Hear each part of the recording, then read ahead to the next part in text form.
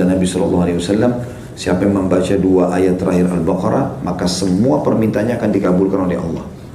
Bismillahirrahmanirrahim. Zikir pada saat mau tidur. Di sini penulis mengatakan menyatukan 2 telapak tangan seperti ketika berdoa, lalu meniup keduanya sambil membaca pada keduanya surah Al-Ikhlas. Sudah kita tahu tentunya Bismillahirrahmanirrahim. Di sini di buku kita ditulis Qul huwallahu ahad, Allahus samad, lam yalid wa lam yulad wa lam yakul lahu kufuwan ahad. Katakanlah dialah Allah yang Maha Esa. Allah adalah Tuhan yang bergantung kepadanya segala sesuatu. Dia tidak beranak dan tidak pula diperanakkan, dan tidak ada seorang pun yang setara dengannya. Juga dengan Al-Falaq. Bismillahirrahmanirrahim. Qul a'udzu birabbil falaq. Katakanlah aku berlindung kepada Tuhan yang menguasai waktu subuh. Min syarri ma khalaq, dari semua kejahatan makhluknya. Wa min syarri ghasiqin idza waqab, dan dari kejahatan malam apabila telah gelap gulita, karena umumnya malam orang berbuat maksiat. Nah, kita berlindung kepada Allah. Wa min syarri naffatsati fil 'uqad, dan kejahatan wanita-wanita tukang sihir yang menghembus pada buhul-buhul. Wa min syarri hasidin idza hasad, dan dari kejahatan orang yang dengki apabila ia dengki. Begitu juga dengan An-Nas. Bismillahirrahmanirrahim. Qul a'udzu birabbin nas. Katakan aku berlindung kepada Tuhan yang memelihara dan menguasai manusia. Malikin nas, rajanya manusia. Ilahin nas, Tuhannya manusia. Min syarril waswasil khannas, dari bisikan syaitan yang biasa bersembunyi. Alladhi yuwaswisu fi sudurin nas, yang selalu membisikkan kejahatan ke dalam dada manusia.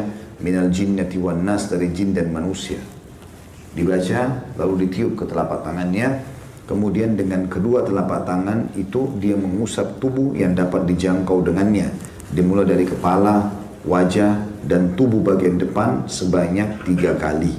Hadis ini riwayat Bukhari, jilid 9 halaman 62, dan Imam Muslim jilid 4 halaman 1723. Jadi bisa teman-teman lakukan dengan 2 cara. Baca Al-Ikhlas, Al-Falaq, An-Nas sekali-sekali, tiup ke telapak tangan, lalu usap dari kepala sampai kaki. Diulangi sampai 3 kali. Atau bisa dengan cara yang lain, baca langsung 3 kali Al-Ikhlas, 3 kali Al-Falaq, 3 kali An-Nas, tiup telapak tangan, usap dari kepala sampai kaki. Ini termasuk riwayat Bukhari ini, riwayat Bukhari Muslim ini yang dijadikan sebagai dalil bolehnya ruqyah di dalam agama Islam. Kemudian dianjurkan membaca ayat kursi. Allahu la ilaha illa, bismillahirrahmanirrahim. Allahu la ilaha illa wal hayyul qayyum. Allah yang tidak ada Tuhan yang berhak disembah kecuali Dia. Dia Maha hidup dan terus-menerus mengurus makhluknya. La ta'khudhuhu sinatun wala naum. Dia tidak pernah mengantuk apalagi tidur. Lahu ma fis samawati wa ma fil ard. Miliknya lah semua yang di langit dan di bumi. Man dzalladzi yashfa'u indahu illa bi'idni. Tidak akan pernah ada yang bisa memberikan pertolongan di sisinya kecuali dengan izinnya. Ya'lamu ma baina aydihim wa ma khalfahum. Dia adalah Tuhan yang mengetahui semua apa yang ada di antara kedua tangan mereka dan di belakang mereka. Wala yuhituna bi syai'in min ilmihi illa bima syaa'. Dan mereka tidak mengetahui apa-apa dari ilmu Allah melainkan apa yang dikehendakinya. Wasi'a kursiyyuhus samawati wal ard. Sungguh maha luas telah pijakan kaki Allah atau kursinya Allah. Ya, seluruh langit dan bumi ditutupi atau meliputi seluruh langit dan bumi. Kursi Allah meliputi langit dan bumi. Wala ya'udu hibduhuma wa huwal aliyyul azim. Dan tidak ada yang merasa berat dan Allah tidak merasa berat memelihara keduanya, dan Dia Maha tinggi lagi Maha besar. Al-Baqarah 255. Ada footnote di situ bagi yang pegang bukunya, halaman atau footnote nomor 127 di halaman 98. Keutamaan baca ayat kursi kalau mau tidur, barang siapa, kata Nabi SAW, barang siapa membaca ayat tersebut ketika hendak berbaring di tempat tidurnya, maka Allah akan senantiasa menjaga dirinya dan syaitan tidak akan mendekatinya hingga pagi hari. Hadis riwayat Bukhari, jilid 4 halaman 487.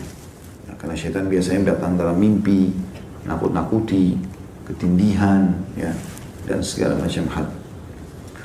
Termasuk dianjurkan adalah membaca beberapa ayat terakhir dari surah Al-Baqarah. Tepatnya 2 ayat terakhir, ya. Ayat 285 sama 286. A'udzu billahi minasyaitonir rajim. Amanar rasulu bima unzila ilaihi min rabbih wal mu'minun. Sesungguhnya Rasul Muhammad SAW telah beriman terhadap apa yang diturunkan kepadanya. Begitu juga orang-orang beriman telah beriman terhadap apa yang diturunkan kepadanya. Kullun amana billah. Semuanya mengimani tentang keberadaan Allah. Wa malaikatihi, dan seluruh malaikat-malaikatnya. Wa kutubihi, dan kitab-kitabnya. Wa rusulihi, dan rasul-rasulnya. La nufarriqu baina ahadin min rusulih, dan kami tidak membeda-bedakan antara utusan-utusan Allah itu. Wa qalu sami'na wa ata'na, dan mereka berkata kami dengar dan kami patuh. Ghufranaka rabbana wa ilaikal masir. Pengampunanmu yang kami harapkan wahai Tuhan kami, dan kepadamu lah kami akan dikembalikan. Itu ayat 25-nya. Ayat 26-nya, dua ayat terakhir Al-Baqarah. La yukallifullahu nafsan illa wus'aha. Allah tidak akan membebankan jiwa melampaui kemampuannya. Laha ma kasabat wa 'alaiha maktasabat. Miliknya lah sesungguhnya ia mendapatkan pahala dari kebaikan yang diusahakannya dan mendapat siksa dari kejahatan yang dikerjakannya. Rabbana la tu'akhidna. Ya. Laha ma kasabat wa 'alaiha maktasabat. Rabbana la tu'akhidna in nasina aw akhtana. Wahai Tuhan kami, janganlah kau menghukumi kami karena kami lupa atau kami salah. Rabbana wa la tahmil 'alaina isran kama hamaltahu 'alal ladina min qablina. Wahai Tuhan kami, janganlah Engkau bebankan kepada kami beban yang berat sebagaimana Engkau bebankan kepada orang-orang sebelum kami. Rabbana wa la tuhammilna ma la taqata lana bih. Ya Tuhan kami, janganlah Engkau bebankan kami di atas kemampuan kami. Wa'fu anna, maafkanlah kami. Waghfir lana, dan juga ampunilah kami. Warhamna, kasihanilah kami. Anta maulana, Engkau lah ya, Tuhan kami. Fansurna 'alal qaumil kafirin, tolonglah kami dari orang-orang yang kafir. Al-Baqarah 285-286. Di situ ada footnote nomor 128 di halaman 101. Hadisnya adalah hadis riwayat Bukhari di jilid 9 halaman 94 dan Muslim jilid 1 halaman 554. Kata Nabi SAW, barang siapa yang membaca dua ayat tersebut di malam hari, dua ayat akhir Al-Baqarah, maka dua ayat tersebut telah mencukupinya. Makna mencukupinya adalah memenuhi segala kebutuhannya dengan termasuk menyelamatkannya dari segala mara bahaya. Jadi kalau dia misalnya naudzubillah terjadi gempa apa, dia bisa sempat bangun melarikan diri. Intinya dia akan diselamatkan oleh Allah Subhanahu wa taala. Kemudian masuk dalam doa setelahnya adalah tentu ini ada banyak riwayat berhubungan dengan masalah ini ya. Di antaranya sabda Nabi SAW, siapa yang membaca dua ayat terakhir Al-Baqarah, maka semua permintaannya akan dikabulkan oleh Allah. Ya, sampai sebagian ulama menjadikan ini bagian daripada awal doa mereka. Ya, mereka membaca dua akhir Al-Baqarah, baru mereka sampaikan hajatnya kepada Allah Subhanahu Wa Taala.